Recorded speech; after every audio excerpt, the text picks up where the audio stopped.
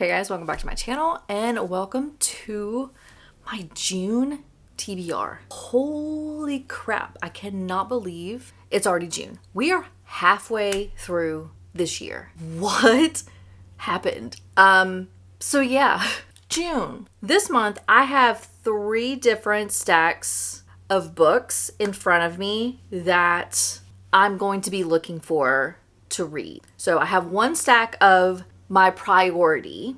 I have a second stack of really want to. And then I have a third stack of if the mood strikes and I want something a little different, I have that stack. So lots of books are sitting in front of me and we're going to go through them. We're going to go through the priority and the really want to read. And then I'll kind of briefly talk to the ones that if the mood strikes and I want something different. We'll talk about those. So all that to say, let's go ahead and talk about the books that I'm really interested in, hoping I'll be able to start and finish in the month of June. So the first book I'm going to talk about, I will 100% finish in June because I've already started it. It is May 31st. I will finish this. It's going very well. So I didn't think I was going to dislike. I had a feeling I was going to love this book. I am only like chapter 6 of the score. So Off Campus will 100% be finished in the month of June. And then going along with that, I do have book 4 in front of me. This is The Goal. This is Tuck's book, and I don't even know who the female, Sabrina. Ooh. This is Tuck and Sabrina. I just got introduced to Sabrina in this one, so that's going to be interesting. This is book 4. I will be starting and finishing this in the month of June. So, yes. My priority, other than Off Campus, my priority books that I do want to start and finish, there are 5 of them. 4 of them I definitely want to be read because they've been on my bookshelf and I really have been eyeballing them. But I haven't been in the mood for romantasy. I have been in a romance mood for the last couple of months, and now I'm starting to really feel into the romantasy genre. So the first book of the romantasy genre that I'm really excited to read is Broken Dove. This is book 2 of the Silver Elite series. I read that I think last year, and this finally came out a couple of months ago, I think. And I had to reread the sleeve to try to remember which book 1 ended at, or how book 1 ended, and I remember it. I'm not sure how I'm going to feel about this book though, because it sounds like there's a love triangle in here now. I don't know how I feel about that. So I'm so excited to read Broken Dove by Danny Francis. This is book 2 of Silver Elite, and I am 100% wanting to read this in the month of June. The other book I have been dying to read. I bought this I think 2 months ago, and I've been eyeballing it, and I've wanted to read it, but I want to read it when I know I'm going to be able to give my full love and appreciation to this book. That's when I wanted to read it. I didn't want to read it because I thought I was going to enjoy it, but then still have in the back of my head, it not being the genre I want to read at the moment, because I am recently becoming a very strong mood reader. And so while I was interested in reading this book, I didn't at the time, I wasn't fully in the mood for romantasy. Now I am. So I am definitely going to be starting and finishing Starside by Alex Astor. I got these signed, first edition. I found this at Sam's Club, I think. It was the only one that was at Sam's Club. So beautiful. I love the silver foiling. I don't honestly remember what this was about. It has gotten so it's gotten so many good reviews. I'm so excited to read this. I don't know what this is all about, but I don't know, but I'll be reading it and I'm so excited for it. It's romantasy. Apparently he's gotten amazing reviews and I can't wait to dive into it. And now I'm also going to be picking up book 2. This is book 2 of the Shield and Sparrows series. This also just recently came out by Devney Perry. And I can't remember how Shield of Sparrows ended.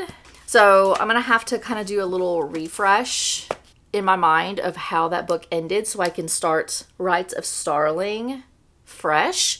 But I'm so excited. I remembered really liking Shield of Sparrows. I just can't remember how it ends. And that is my problem with series is I read the book 1 and then I don't get book 2 for several, years potentially. And then I'm trying to remember how it ends. But that's okay. That's what happens when you're reading a series that hasn't been finished. So I'll be picking up Rites of Starling by Devney Perry, and I cannot wait. Oh my God, I cannot wait. So yeah, Shield of Sparrows, reading in June. And then this is a new book. I just got this yesterday for my birthday, but this is another book. That book 2 just came out. I want to read book 1, and I've also heard this is a very good, book 1 at least, is very good. I haven't read or seen any reviews for book 2 yet, but I've heard Direbound is a very good book. So I don't know anything about this either. It's a romantasy. It's got I got the special edition, and then it's got nice little cover art. So I don't know. Love is the most dangerous bond. Bond or bleed, duel or die, failure is ruin. I don't know. I guess there's a duel or competition. She's bound to a feral direwolf who refuses to communicate. I'm excited. I cannot wait to read this because I also have book 2. So depending on how book 1 goes, I might be diving into book 2 in the month of June, but we'll just have to see. But I will be reading Direbound by Sable Sorensen. I've never read anything by this author before. And I'm excited. It's got beautiful, look at the cover art. Oh my God. Yes. So nice. Oh, it's going to be good. So the next book that's on my priority stack of books is one I'm kind of iffy on because I love this author. I've only disliked one of her books so far, and I think I've read almost all of her backlog for her main books. I haven't read all of her novellas that she's done with other authors. But she's an auto-buy author for me. I've only disliked one book, but this is the new release that she just came out with, and I've heard people don't really care for it. It's kind of like a middle of the road. There's a lot of 3 stars for this book. So I'm kind of nervous, but I'm really hoping I like this, but we'll have to see. And it's Abby Jimenez's next book, The Night We Met. I don't know anything about this book other than it has Larissa's name in it. And it has something to do with her boyfriend's best friend. So I don't know if it's a love triangle or exactly what it is, but it's got her boyfriend's best friend somehow in the mix, I think. So I don't know. We'll see. But I do want to finally read this so I can know if I like it or not. I didn't care for Say You'll Remember Me, which is the last book that she came out with. That one was the one that I did not care for. So I'm really hoping that this one is a bounce back and I like this more than Say You'll Remember Me, but I'm not sure. But this is going to be the last book that's on my priority stack. And then I have 3 books that are in my I really hope I get to. One of them I don't know if I should read now. You'll have to let me know. I think I'm going to. But in the series reading list that I've seen online, this book doesn't come. You're supposed to read it later, and I don't know. But the book that I'm talking about is The Legacy. This is book 5 of Off Campus. This is the wrap up of the 4 main characters, the 4 main couples, I should say. So this has Garrett, it has Logan, it has Dean, and it has Tuck and their significant others. And it's kind of the wrap up of their stories before you get into their kids' stories. So I was planning on reading this after Tuck's book, but then I saw that people had recommended reading this after some of the kids' books, which doesn't make sense to me because why would you dive into the parents' book after the kids' book? So I'm not sure.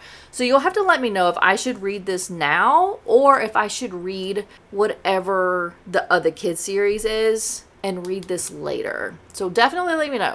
Should this be read after Tuck's book or should I hold off? So this is on my would really, really, really hope to read, but I can push this to the side if you would recommend it. The other two books that are on my really hope to read, one of them has been on my TBR in 2026 already, at least once. I think maybe a couple of times. This is Mariana's. It's one of her 6-star reads, I believe. And I don't remember if Larissa liked it either. There have been some people who have really, really, really enjoyed this book. It is a big book, and I'm nervous to read it because I've also heard that this one you have to focus on. Like, you have to pay attention, which makes me nervous because I'm reading for vibes, and if I'm not vibing, I'm not paying attention, and I don't want to miss something. And that book that I'm talking about is Fairy Tale by Veronica Lancet. This is like a love triangle, but it's got like, I think, different timelines. It's got a ghost, I think, in it as one of the main MMCs. I don't know. This is a book that confuses me, but I'm so intrigued to read. I don't know if I'm gonna like it. And I don't, it's apparently got like I think actually in the beginning, there's an author's note. And it says that this is a mix of gothic, horror, fantasy, and paranormal fiction with a dash of history. But at its core, it's simply a love story. It says there are few disclaimers. If you're looking for a typical romance book, this isn't it. It's not a book to skim. You may find yourself lost in a sea of information, which at times purposely misleading. Plot is complicated, a large cast of characters, and 3 different timelines. I don't know. I'm so nervous, but so intrigued to read this. I really hope I'm going to be able to get to it. But it is 700 pages. I'm so intrigued. I don't know. Hopefully, maybe, possibly, this is the month that I try to dive into this, but I don't quite know. But we have Fairy Tale. Then the last book of what I really am hoping to get into is another one that I thought that was going to have high rankings in like the book community, but the people I have watched, this hasn't been their favorite book. I've also never read anything by this author, so I don't know if I'm going to like it or not. But this is Our Perfect Storm by Carly Fortune. I've not read her other books like Every Summer After, Meet Me at the Lake, The Summer Will Be Different, Our Golden Summer, Our Perfect Storm. Is this book hopefully this is not in a series. I just realized that. I don't think it is. I think it's its own book, but I've never read any of Carly Fortune's books before, and so I don't know if I'm going to like it. There have been people who have not cared for this. This has not been one of their favorite books, but we'll see. I do want to read this. I'm hoping I enjoy it, but this is going to be one of my other really, really hope to get to books. And then I have a stack of books over here in my little, what is this called? Whatever this is called.